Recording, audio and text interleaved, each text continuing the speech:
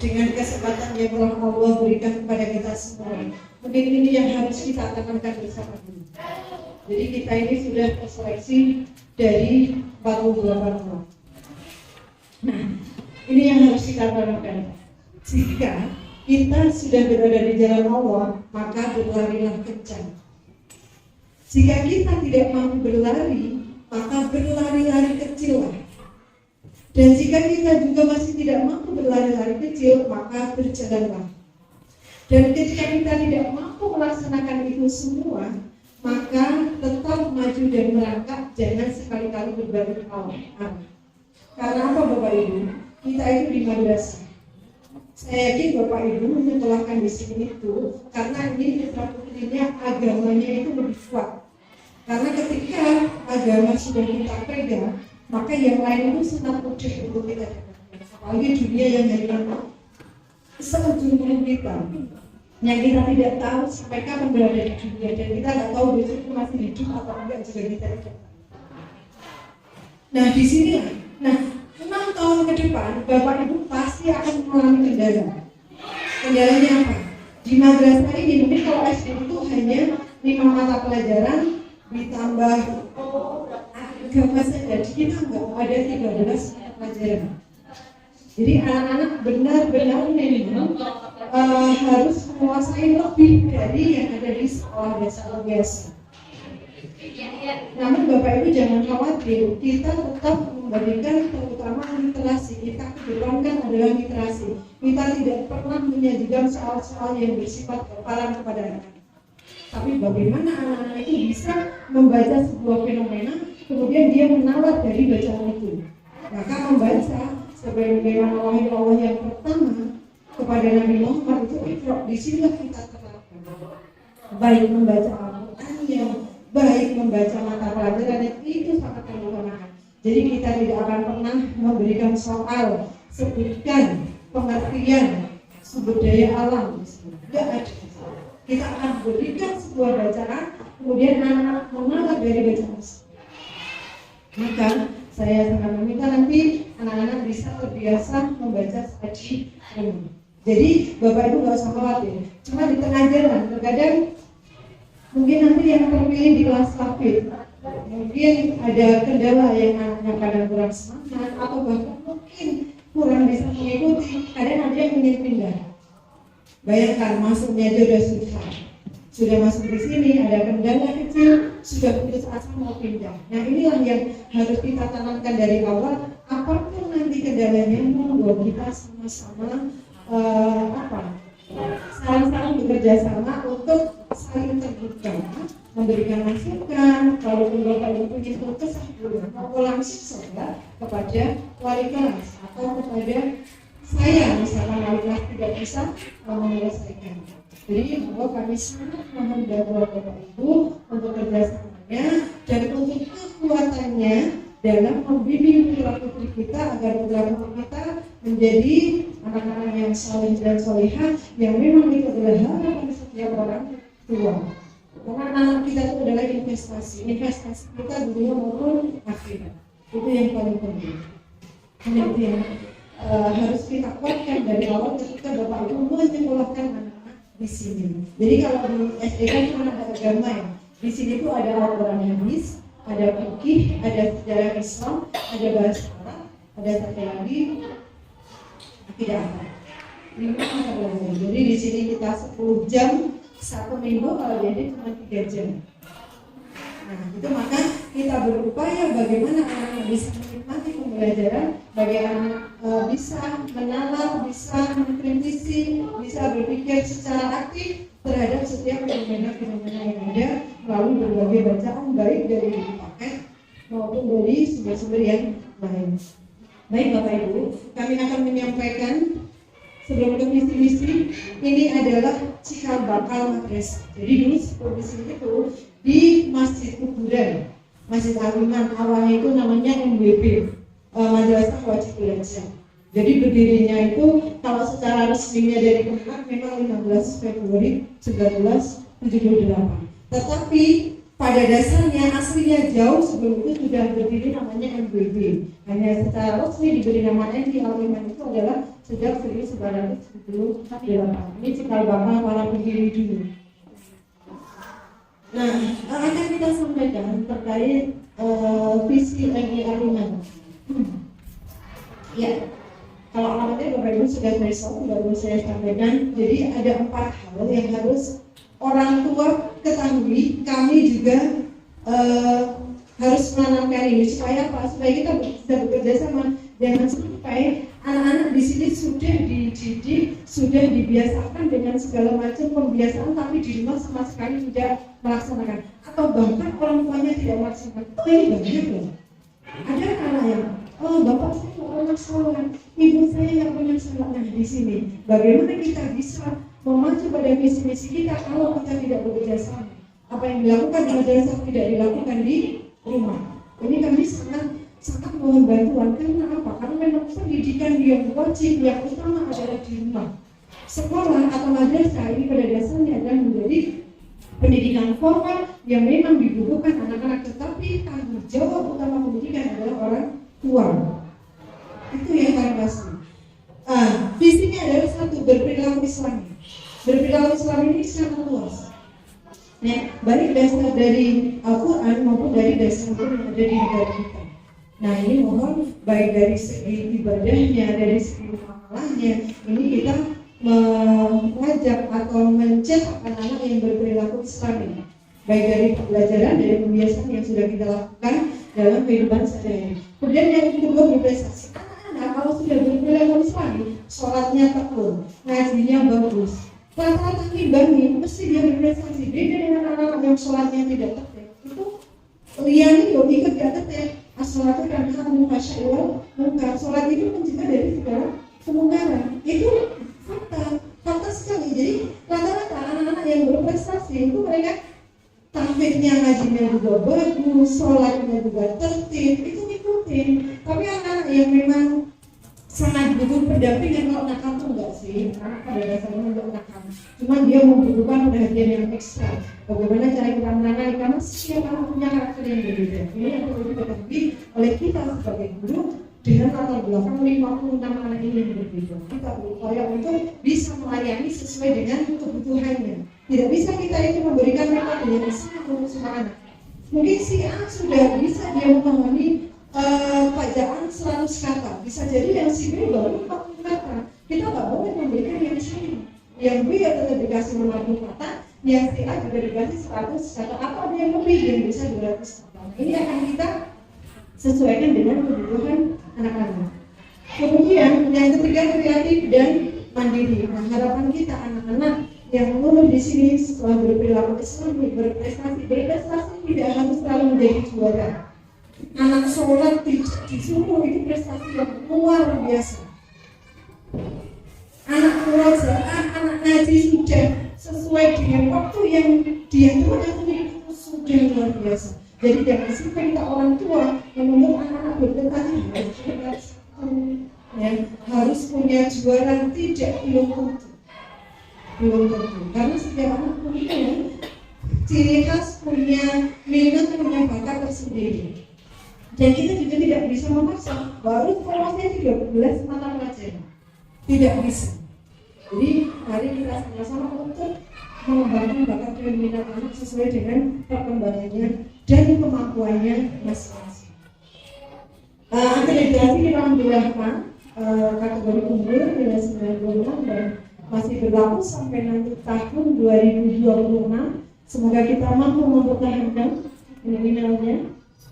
Dan selanjutnya misi MI Aliman. Misi Aliman ada 10 kalau visi kan tadi 4 hal. Nah dari visi itu bisa kita jabarkan apa yang akan kita lakukan, apa yang akan kita lakukan untuk mencapai visi tadi. Nah misi yang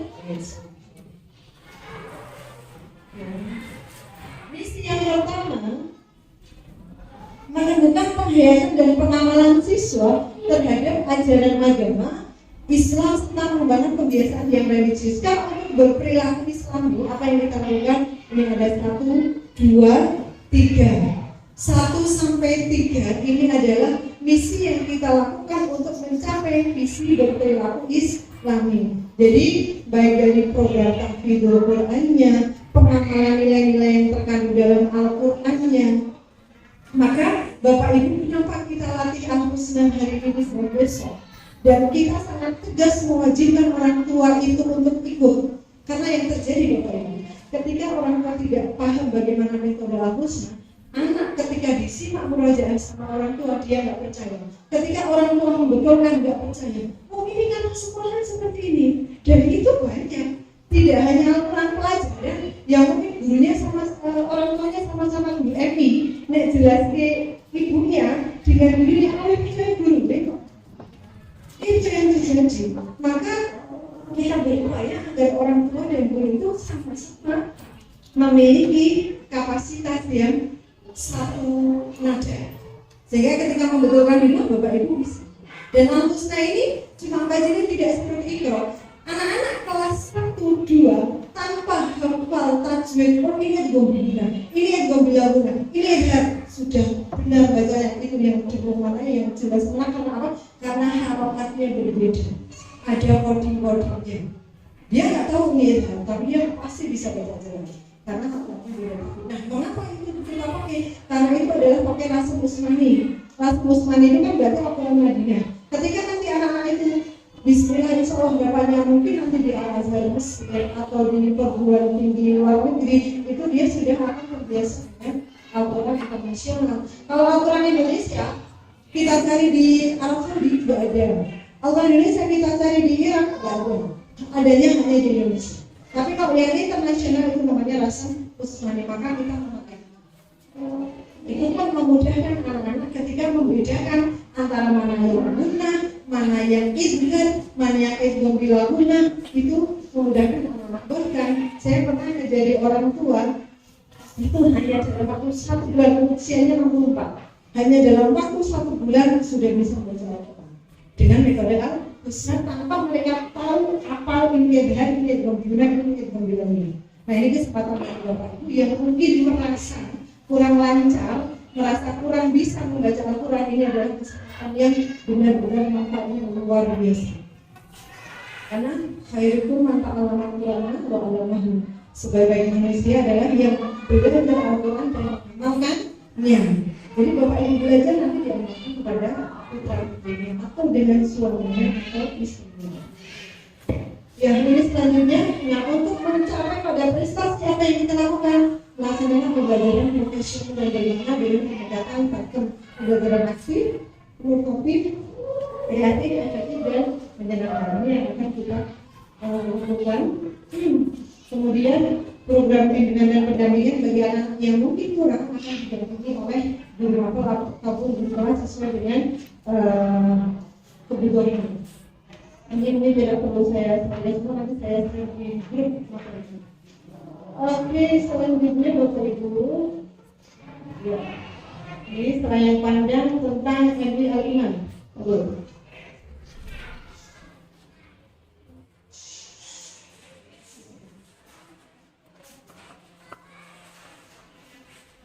Ya.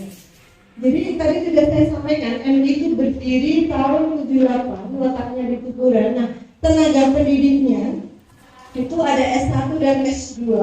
Jadi tidak ada yang SMA, semuanya alhamdulillah sudah sarjana dan juga pasca sarjana. Totalnya ada 34 orang, 15 orang itu adalah guru tahfidzul Quran. Di antara 15 itu 9 orang yang sudah hafidhoh dan selain itu masih proses OTW menghafal. Jadi dari 15 kita punya 9 hafidhoh dan itulah yang mungkin menjadi salah satu kekuatan dan keberkahan kita. Bagaimana kita selalu mendakwahkan, menggaungkan, membaca, murojaah Al-Quran di sini sehingga Allah itu menggerakkan hati masyarakat tanpa kita promosi kemana-mana, sudah langsung berdatangan ke sini. Kemudian kelas Safir itu pertama mulai tahun 2019-20 itu angkatan anak saya. Saya itu angkatan pertama, sekarang kelas 5 dan mulai hari ini sampai dengan besok 1 kita sedang imtihan tapi jadi ujian juz, ada yang 1 juz sampai dengan 5 juz. Jadi capaian tertinggi itu ada anak kelas 4 sudah juz 5 sekarang. Itu anak kelas 4. Jadi kita mulai dari juz 30, 1, 2, 3 dan seterusnya. Tidak 30, 29, enggak. 30 itu untuk pemanasan anak-anak supaya terbiasa menghafal dengan surat-surat pendek. Setelah itu langsung kita gas mulai dari juz 1. Nah, ini yang tertinggi saat ini adalah anak mencapai juz 5, dia di kelas 4. Kalau anak-anak kelas 5 mayoritas juz 4, 5 juz. Target kita adalah 7 juz, target kita. Nah, itu target. Selanjutnya program unggulannya, ini adalah yang pertama kegiatan ekstrakurikuler. Di sini ada karate, dan alhamdulillah setiap tahun karate kita selalu baik karate maupun bidang yang sama, seperti pencaksilat juga ada, taekwondo, karate. Itu anak-anak terakhir kemarin 2 internasional. Kemudian kalau 2 bulan ini sampai dengan Februari itu sudah 15 anak yang mendapatkan kejuaraan di tingkat provinsi untuk karate. Kemudian pramuka adalah setelah wajib tilawah, kemudian rebana modern. Kita rebana modern sudah pakai alat musik modern dipadukan dengan alat musik yang tradisional. Kemudian ada marching band. Nah, cuman nanti Bapak Ibu kalau tanya marching bandnya, ini sudah sejak lama ya, sejak kelas Pramuka tahun 2005. Seragamnya bahkan masih baru. Tapi karena COVID kemarin kita lama tidak melaksanakan, jadi alat-alatnya sekarang banyak yang neye. Sehingga untuk tahun ini kita belum bisa melaksanakan baru marching bandnya.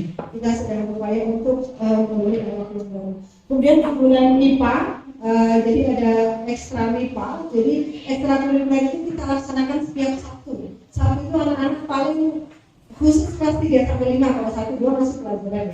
Ekstra kurikuler itu mulai kelas 3 sampai 5.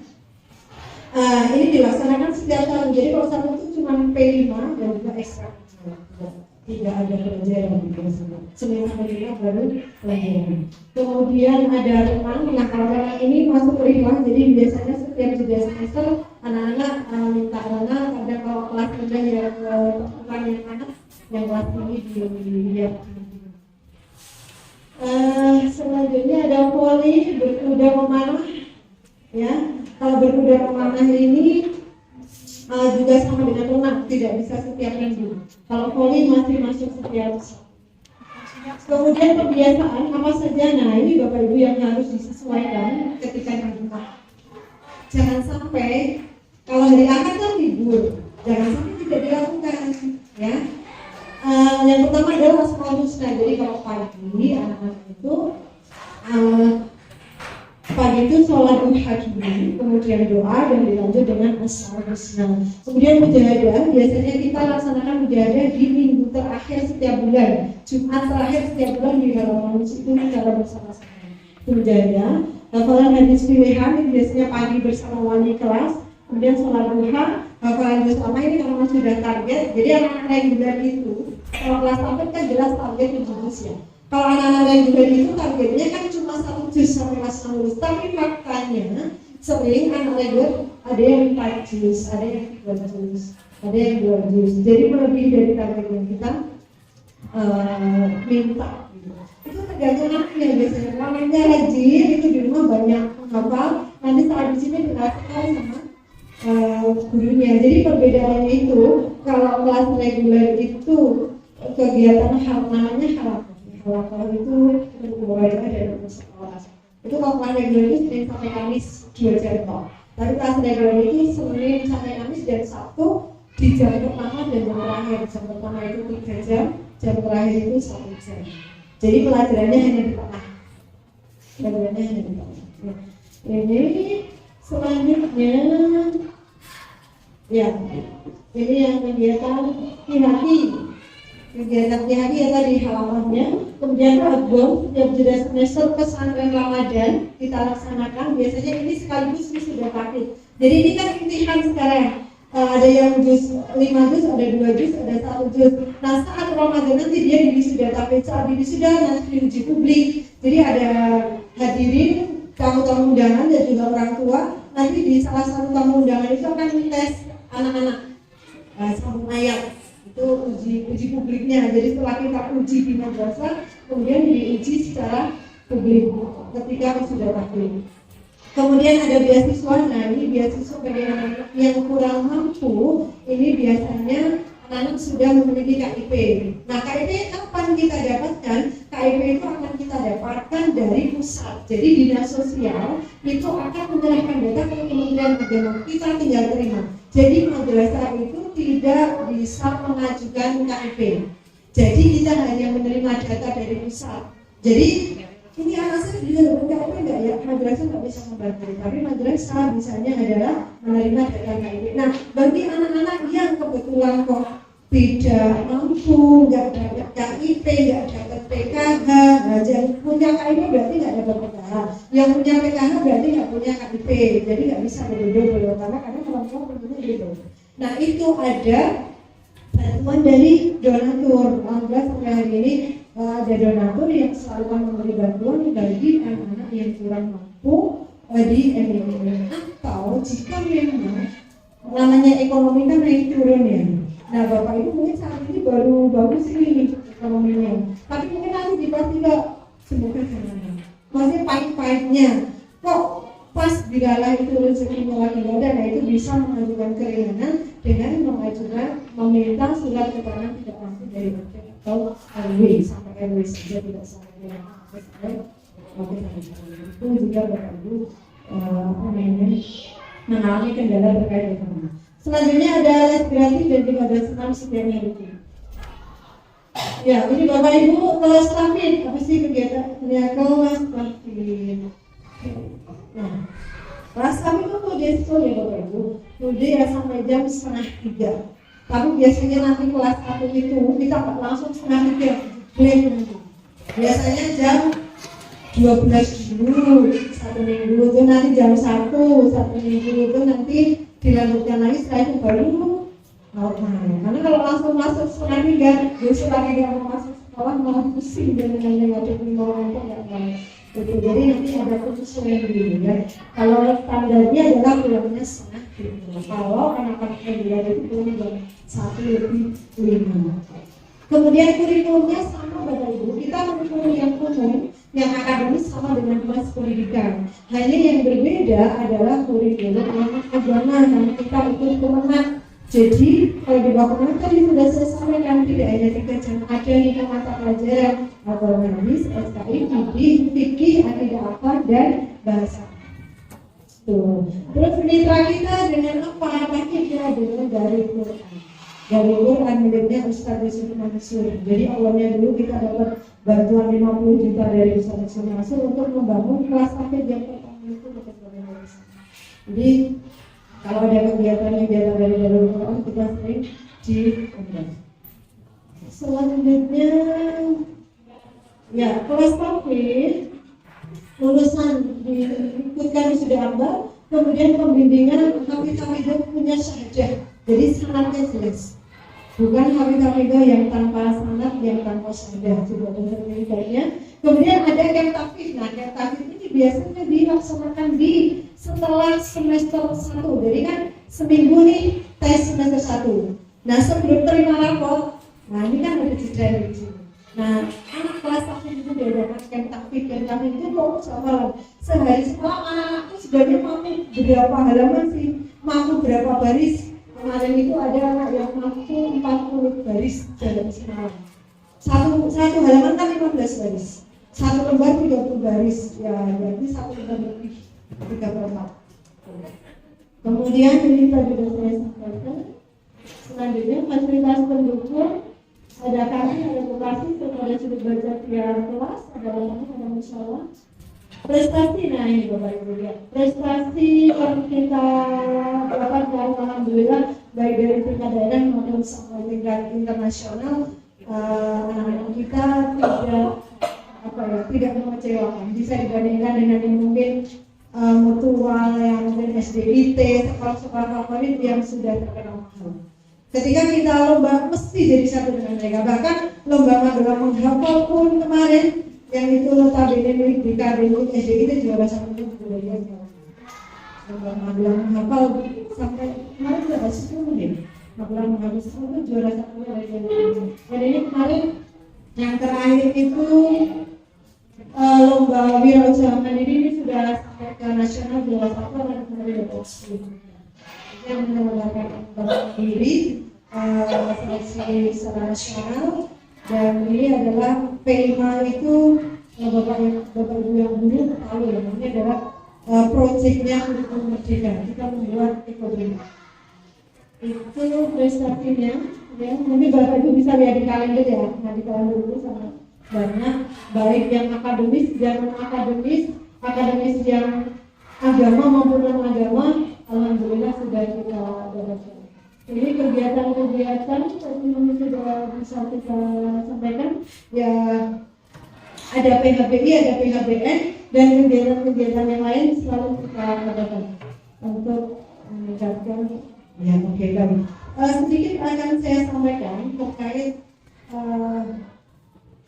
RAP yang dimiliki Emirates. Jadi supaya Bapak Ibu itu threshold, kita itu bayar 100% tinggi ya. Oke, dari anggaran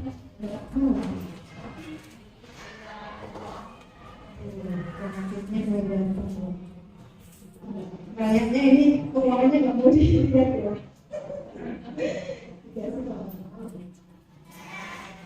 Sambil dinikmati Bapak Ibu, jangan lupa sama saya.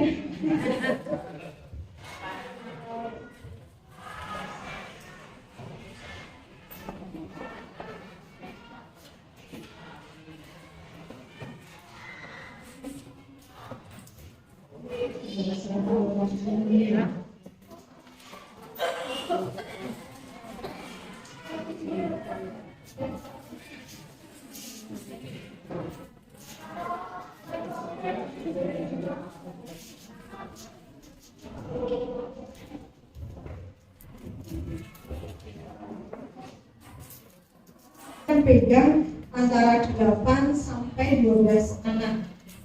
Itu kalau pagi itu waktunya 105 menit. 105 menit bagi 12 anak itu satu anak dapat berapa sih ketika setor? Kalau orang tua di rumah tidak membantu murojaah 5, tidak membantu memotivasi hafalan juga 5, kan itu akan sangat menjadi kendala sehingga targetnya timpang. Ada anak yang sudah sampai juz 5, ada anak yang masih juz 30. Itu kendala kami untuk bisa mencapai target yang kita harapkan. Meskipun dalam tanda petik kita tidak bisa memaksa anak sampai pada target yang diharapkan, karena kita sadar bahwa setiap anak punya kemampuan yang berbeda. Itu yang pasti. Nah, maka mulai saat ini kita mencoba untuk penjurusan TAPEN itu mulai kelas 2. Satu apa? Kita lihat terutama dari kemampuan anaknya dulu. Anak-anak mampu nggak nih untuk mampu dan mau butuh mancak kese, bukan merumokin, walaupun sekarang sudah ada teknologi ya, mendengarkan dari muatan-muatan yang ada, tapi itu tidak efektif. Jadi kelas 1 itu targetnya adalah Al-Husna, jilid 1 sampai jilid 4 itu di semester 1. Nah, jadi 4 jilid itu anak-anak selesai semester 1. Kemudian di semester 2 tinggal tahsin. Tahsin itu pembagusan bacaan Al-Quran. Jadi tahsin terus. Kalau bacaan Al-Qurannya sudah bagus, baru nanti di kelas 2 mulai hafalan. Nah, sekarang kalau kelas 1 dibuat kelas sampai, kan belum mulai hafalan. Hafalannya mulai di kelas 2. Jadi syarat utama adalah harus sudah membaca Al-Quran. Nah, kurikulumnya begitu. Semester 1 itu Al-Husna yang Bapak Ibu pegang ada 4 jilid mulai di semester 1. Semester 2 adalah tahsin Al-Quran yang ada juz ini. Nah, juz ini kan cuma 1 juz, tapi supaya anak-anak fokus nanti membacanya baik makhraj, tajwid dan lain-lain itu bisa sudah bagus. Nah, kelas 2 sudah mulai hafalan. Tapi faktanya sangat luar biasa. Banyak anak yang sudah kelas 1 mulai menghafal karena sudah baca-bacanya. Gitu, kelas 1. Nah, kenapa kelas 1 ini nanti bayarnya sama? Karena metodologi sistem mengajarnya seperti kelas tahfidz Quran. Gitu. Jadi kita akan bisa membaca membaca kemampuan anak karena memang tujuannya sama, metode jadwalnya, sistemnya dibuat sama. Nah, dibuat sama itu mana yang anak-anak yang berkompeten atau nanti bisa melanjut di kelas lanjut itu yang akan kita lakukan. Dan Bapak Ibu yang terpilih menjadi kelas aktif itu bisa ngenyang, maksudnya satu mungkin kalian nggak kuat dari segi apanya. Tapi kalau sudah di kelas reguler, ketika di kelas aktif nggak ada yang mundur, nggak bisa pindah ke kelas itu, karena ini berkaitan dengan segala indikator yang memang harus dipenuhi bagi kelas aktif. Tapi jangan khawatir, di kelas reguler pun kalau anaknya semangat, orang tuanya juga rajin mendampingi, tidak bisa, maksudnya tidak kalah juga dengan mereka yang tergantung niat dan kemauan itu. Jadi kelas aktif masih ditaksir. Walaupun Bapak Ibu putra putrinya sedang Quran di sini akan dimulai dari jilid 1. Akan dimulai dari jilid 1. Jadi nggak usah khawatir, anakku bisa baca, nggak masalah. Kita mulai dari huruf alif. Tidak langsung dengan Al-Quran, tidak langsung dengan jilid di atas jilid 1. Itu sistemnya nanti seperti itu. Dan nanti yang kelas reguler naik di kelas 2, Bapak Ibu tingkatnya turun jadi 100.000. Kalau yang kelas 1 beda, Al-Qurannya juga beda, jadwalnya juga beda, jumlah jam taklimnya juga berbeda. Jadi yang kelas 2 reguler nanti infaknya 100.000, yang kelas 1 tetap bilangnya kan 150.000. Oh, yang tapi kalau benar bisa. Baik, saya ambil sebentar. Di itu ada yang pendek. Maksudnya itu jelas. Oh, tidak betul. Saya bacakan saja, Mas. Saya bacakan nggak apa-apa nih sambil mendengarkan. Baik, Bapak Ibu. Kita itu memiliki anggaran bos dari Kemenang Pusat sebanyak 286.200.000 rupiah. Banyak. Tapi anggaran itu sudah ada aturannya. Oh, ini hanya bisa digunakan untuk ini. Yang pertama adalah digunakan untuk pelaksanaan kegiatan belajar mengajar. Jadi apa? Pertama, gaji guru, Bapak Ibu tahu 34 guru di sini itu yang ASN yang dapat DPK dari Kemenang, yang ASN berarti pegawai negeri hanya 5 orang. Berarti masih berapa? 29 orang yang harus kita beri honor. Nah, yang ini saja yang bisa dianggarkan dari bos hanya 11 orang. Masih tersisa berapa? 27 orang. Ini 27 salah. Berapa? 18. Masih ada 18 orang dari dulu yang harus dilakukan dari sini. Ya, jadi bos itu digunakan untuk dari dulu, kemudian pelaksanaan asesmen nasional, kemudian untuk ujian madrasah, untuk PPDB panitia, penguji dan lain-lain, kemudian untuk PTS, PAS, PAT, ujian semester, ujian kelas 6 juga. Itu adalah pelaksanaan kegiatan belajar mengajar. Terus beban operasional bulanan seperti listrik itu kita paling tidak sebulan 650.000. Kemudian rekening air, internet, air mineral, kertas, dan lain-lain yang harus kita keluarkan tiap bulannya. Itu. Kemudian untuk pelaksanaan kelas digital, nah kita itu setiap tahun membeli 2 TV Smart. 1 TV Smart itu harganya 9 juta. Tahun kemarin kita kelas 6, tahun ini rencana kita kelas 5. Jadi nanti setiap tahun kita 2 kelas, kan kita kelas 1 bulannya ada 2 kelas. Terus pemanfaatan TIK, 1 tahun kita anggarkan untuk laptop. Ya, jadi tambah laptop terus karena ketika MBK kita harus selalu memakai laptop. Kemudian penguatan kapasitas guru itu untuk papat KKG, kemudian pelatihan itu kan butuh transportasi, itu 1 kali pelatihan aja ada 25.000 transportasi, tapi kita kemudian banyak sekali. Terus untuk penyediaan media sumber pembelajaran, media itu seperti sepak bola, bola voli, bola basket, bola voli udah dipakai anak cepat terusan ini. Kemudian bola tenis, papan tulis, udah itu kan. Kemudian kegiatan ekstrakurikuler tadi, nah itu juga dianggarkan dari BOS. Kemudian peningkatan pembelajaran sejati bagi anak-anak. Jadi misalnya ada prestasi ada KSN, ada lomba mapel, ada lomba OSN, FLS 2N. Kemudian untuk pemeliharaan perabot meuler, segala macam, nah itu sudah habis digunakan untuk kegiatan-kegiatan itu. Nah, terus gaji guru yang berapa? 18 orang dari mana? Itu dari infak anak-anak. Jadi infak anak-anak itu satu tahunnya kan kelas reguler kalau yang lama itu 80.000 ya, 80.000. Terus kelas 1 kan ada yang 150, ada yang angkatan pertama itu kan 125 yang beda. Nah itu total kita mendapatkan infak kan dari sekian pun tidak 100% masuk karena ada yang ada bayarnya tidak efektif terkadang.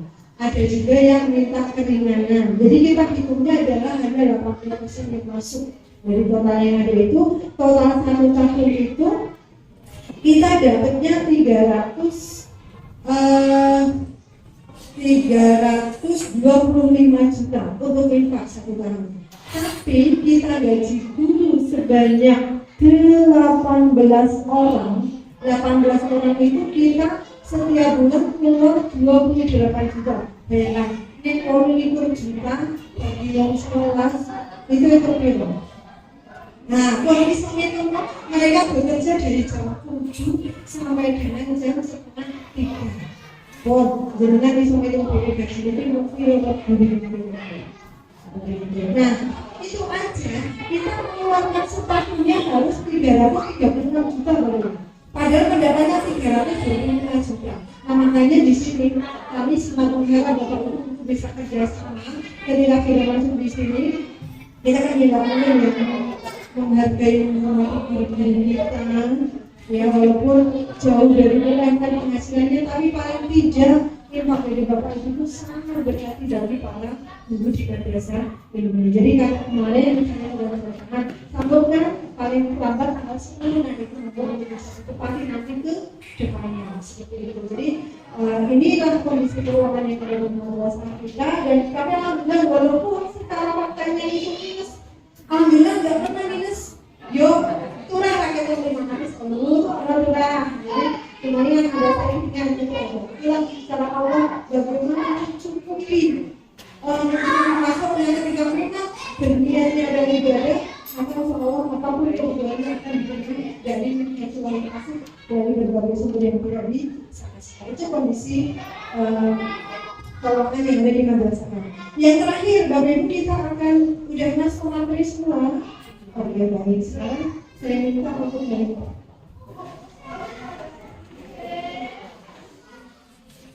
baik, Bapak Ibu, tim akan membagikan surat pernyataan. Kita akan baca sama-sama satu-satu terkait kelancaran kegiatan pembelajaran putra putri Bapak Ibu di madrasah ini. Dan mohon untuk disiapkan materinya.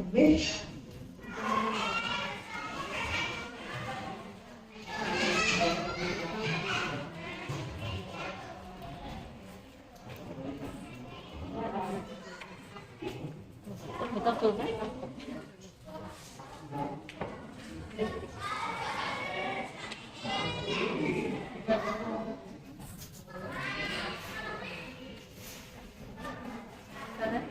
Ini tanda tangannya Andre dulu. Tanda tangannya untuk rumah.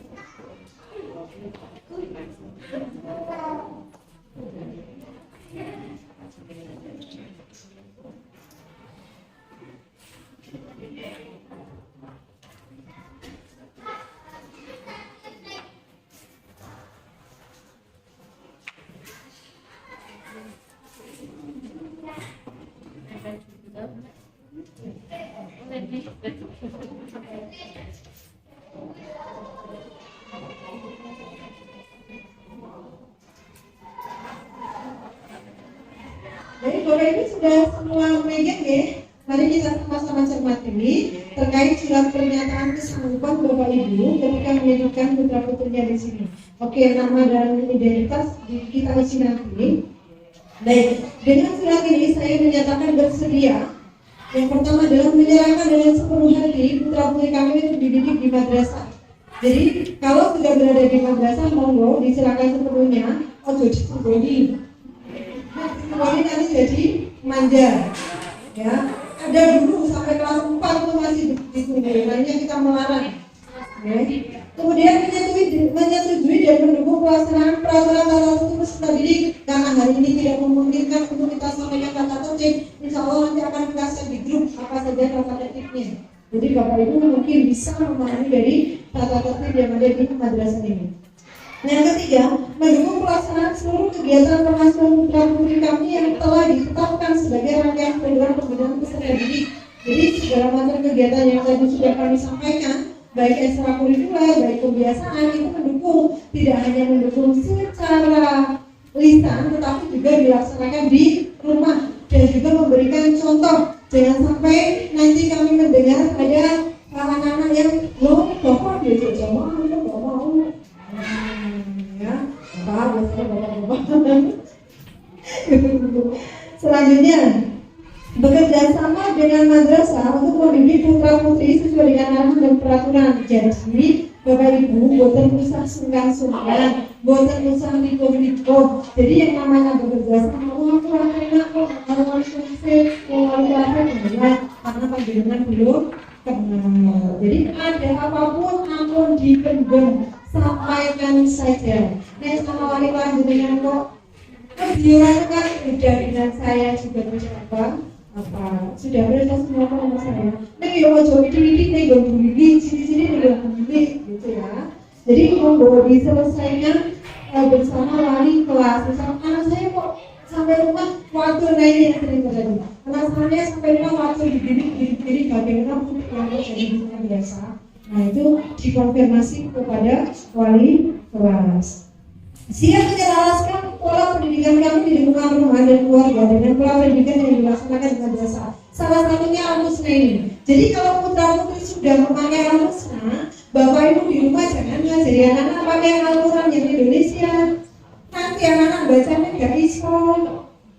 Makanya panjenengan semua kami wajibkan untuk mengikuti Al-Husna, sering belajar. Itu Masya Allah, mencari itu pahalanya sangat tinggi. Pak ini yang nanti dalilnya tahu bagaimana sih pahala bagi orang yang memiliki lagi Al-Quran dan tertib menunaikan segala biaya pendidikan putra putri kami sesuai ketentuan madrasah. Nah, ini yang penting diperhatikan karena sebenarnya ada uang tapi sekali.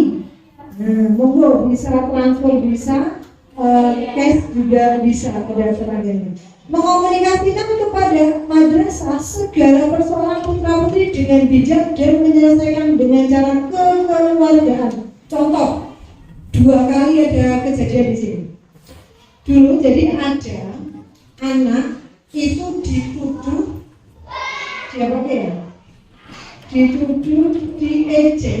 diejek sama temennya. Sampai rumah lapor.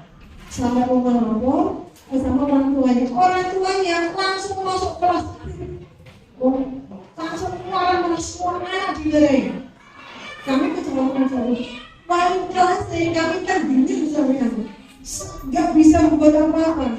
Terus itu kita nggak tahu di dalam sudah marah. Langsung kita siswa datang, kami panggil di kantor. Itu yang pernah terjadi. Ada juga orang tua yang kadang langsung melakukan kontrol sendiri. Itu kan anak-anak itu kan seperti itu loh. Misalnya ini ece-ecenan saya coba jadi karena kebetulan saya bakal jadi itu yang terjadi. Jadi kalau nanti jaringan anak-anak itu diberikan dan kesenggol tidur nggak sengaja itu kan orang tua kan beda-beda. Ada yang sensi, ada yang bisa memahami anak-anak itu ya kayak gitu. Tapi kadang-kadang yang rakumo langsung berangkat orang tuanya karena orang tua nggak tahu di sekolah itu jadinya gimana. Kalau di sini kan ada penjaga. Jadi kalau kelas bawah itu saat istirahat itu ada piket jaga. Jadi kan bisa dikonfirmasi apa yang terjadi di madrasah. Ojo langsung nyeneni koncone atau atau wali muridnya, mereka nggak tahu apa. Yang tahu di madrasah adalah gurunya. Jadi monggo konfirmasi ke madrasah. Kadang ning omah ya, di rumah lapor aku mau di kampung. Nah, padahal yang pertama ngambil dia di luar. Jadi ketika kita apa ya, mencari konfirmasi itu kan kalau kita nggak mencari sumber atau konfirmasi sama pelaku, jadi saksi kita datangkan gimana apa yang terjadi kemarin, di mana letaknya kalau di kelas pasti ada dulu, kalau di luar ada CCTV, kita buka CCTV apa yang terjadi, lah waktu deh memang. Jadi karena apa yang terjadi di madrasah orang tua sudah eksekusi itu, pasti berbagai tempat. Nah ini kadang ibu-ibu ya wes bermasak selawan, udah sekarang masih bapak. Nah itu sering terjadi. Jadi monggo sini adalah sekolah berkemudian sini, ibu-ibu nanti ya kapan bikin kolotnya uang anak ibu bapak kok video diserang pendek itu yang bapak-bapak ya gitu dengan pakai celana pendek, kalau orang sopan, ya sopan lah. Kemudian menambah hanya sampai pintu gerbang atau lapangan, tidak boleh masuk kelas hanya sebelum kelas. Jadi saya kagum itu terus malah itu tinggal. Tidak akan menunggu putra putri di lingkungan madrasah selama pelaksanaan pembelajaran menjemput. Nah ini penting banget soalnya sing dijemput soal terang nangis apa yang dijemput. Saya memang kalau belum pulang semua, siswa belum pulang semua, saya pulang memastikan anak jelas di kanan pulang. Yo ojo mau sih kalau ini ya sesuai orang itu kan ada yang punya tujuan jadi kelas sampai tiga yo monggo. Nek telat kan di balik kelas sekolah bu saya izin telat jemput karena ada kegiatan ini, tapi kan itu setiap hari yo. Ya kali-kali tapi konfirmasi pelayanannya kita amankan. Lah kadang pelayanan pengen kontrolnya orang pakai telat jemput dan kontrolnya orang ini sebenarnya susah. Ini mau dibaca.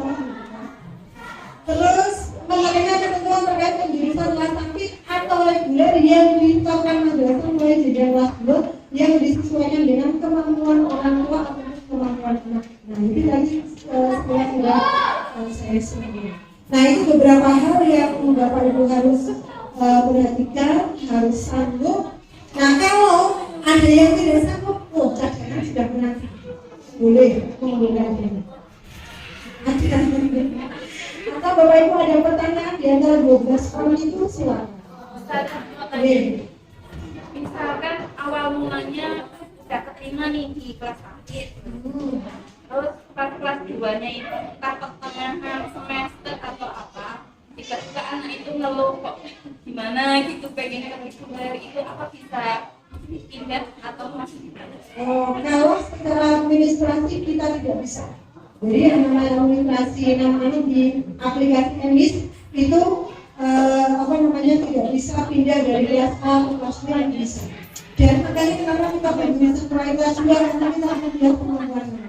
Makanya tadi saya tekankan di awal, kalau kita sudah berada di jalan Allah, maka berlarilah. Kalau keluar berlari, maka lari kecil-kecil, nggak keluar berlari kecil berjalan, nggak keluar berjalan merangkak. Semua itu nggak kuat tetap maju, tapi jangan pernah berbalik arah. Itu yang benar. Kalau ada kendala kan ada guru, tapi yang ada kita bisa komunikasi apa kendalanya, apa semangatnya, apa yang membuat dia semangat. Insya Allah kita kalau sama-sama jangan pesimis dulu. Jadi intinya kalau pindah di tengah tidak bisa. Gitu lagi. Ya.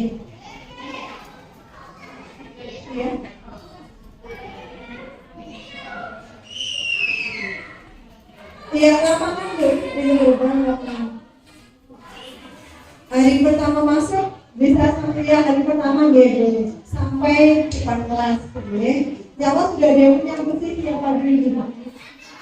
Oh boleh.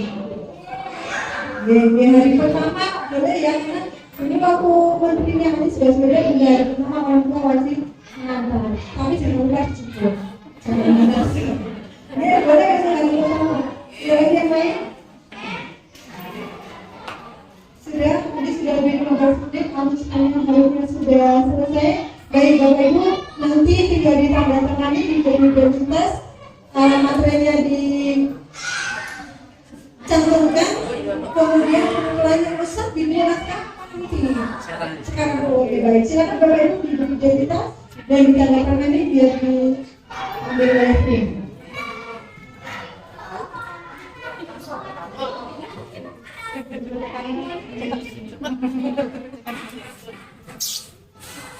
Nanti Bapak Ibu mungkin ini sistemnya teori, kalau kami menyampaikan teorinya dulu. Terus habis itu nanti praktik Bapak Ibu ngaji sama kami ya. Jadi menurut kami sekarang pegang 8 sampai 9 orang untuk praktik ngaji tidak 1-2. Nanti kalau saya juga ikut pegang.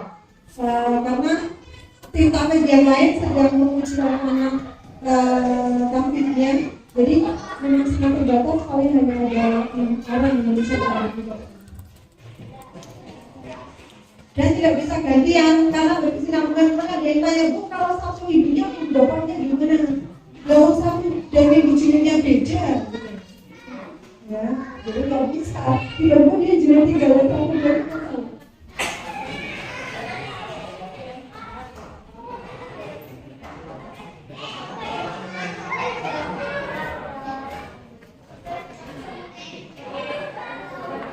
Bisa di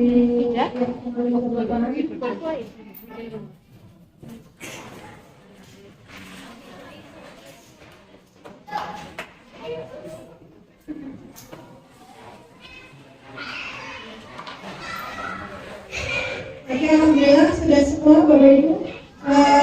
Mari kita minum lagi. Ada yang penting kalau mau teh nanti pesan di sebelah. Nah, sekali lagi Bapak Ibu matur nuwun sangat atas waktunya dan mohon maaf segala kekurangan. Saya yakin ada banyak kata-kata yang mungkin tidak berkenan dari Bapak Ibu. Sekali lagi saya mohon maaf dan sekali lagi saya ucapkan selamat Bapak Ibu karena kita diterima untuk madrasah ini. Mari kita sama-sama mendidik putra-putri kita karena tidak mungkin Bapak Ibu sendiri dan kami juga sendiri tidak mungkin untuk mencapai visi kita tadi yang kita sama. Visi kita ada 4 tadi. Yang pertama, berperilaku Islam, berprestasi, kreatif, mandiri. Ulang lagi. Visi kita yang pertama, berperilaku, berprestasi, kreatif, mandiri. Dan ini terakhir dari daerah tangan yang jauh ada di atas. Assalamualaikum warahmatullahi wabarakatuh. Salam belajar bagi ibu.